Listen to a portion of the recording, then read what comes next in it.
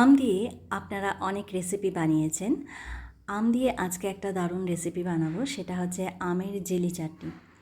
এই রেসিপিটা এত সুন্দর হয় আর অনেক দিন পর্যন্ত আপনারা স্টোর করে রাখতে পারেন। একদম জেলির মতো এটা তৈরি হবে।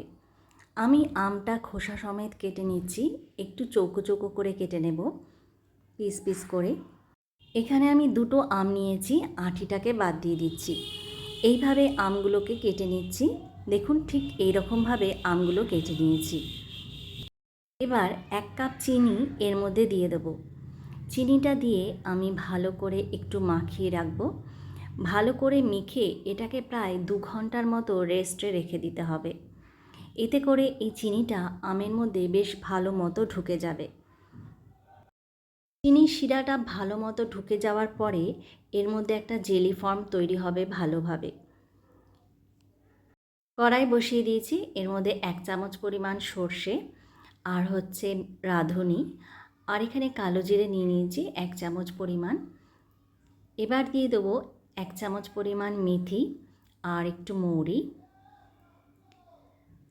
আর একটা শুকনো লঙ্কা ছিঁড়ে দিয়ে দিচ্ছি।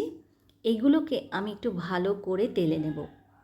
ভালো করে তেলে নেওয়ার পরে এটাকে আমি শিলনোড়ার মধ্যে একটুখানি মিহি করে বেটে নিতে হবে। আপনারা চাইলে মিক্সার গ্রাইন্ডারও বেটে নিতে পারেন। এই মশলার একটা সুন্দর আলাদা ঘ্রাণ বেরোয়। তো এটা বেটে নেওয়ার পরে দেখুন, আমি যে 2 ঘন্টার জন্য রেস্টে রেখে দিয়েছিলাম আমটা, সেই আমটার মধ্যে শিরাটা কত সুন্দরভাবে ঢুকে গেছে।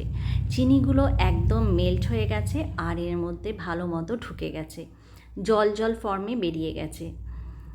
এরপরে কড়াইয়ের মধ্যে আমি এই যে আমটা আছে সেটাকে দিয়ে দেব। আমি কিন্তু এর মধ্যে কোনো রকম তেল ব্যবহার করব না। আমটাকে দেওয়ার পরে মিডিয়াম ফ্লেমে এটাকে ঢাকা দিয়ে ঢেকে রাখব।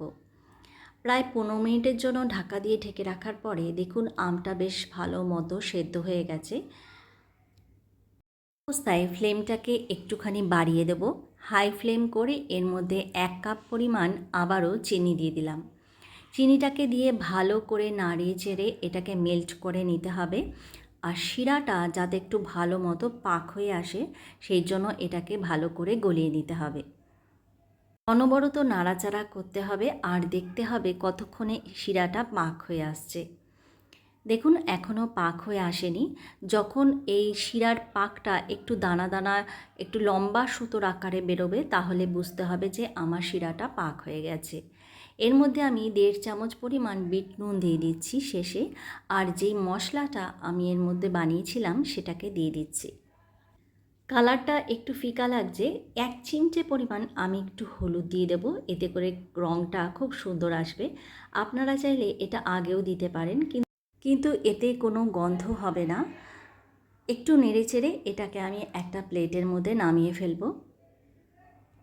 এই আমের জেলি চাটনিটা খেতে খুবই ভালো লাগে। দেখুন কত সুন্দরভাবে জেলি ফর্মে তৈরি হয়ে গেছে। পর্যন্ত এটা আপনারা একটা কন্টেনারে রেখে খেতে পারেন। ভাতের সাথে, ডালের সাথে খেতে খুবই ভালো লাগে আর অনেক দিন পর্যন্ত রেখে এটাকে খাওয়া যায়।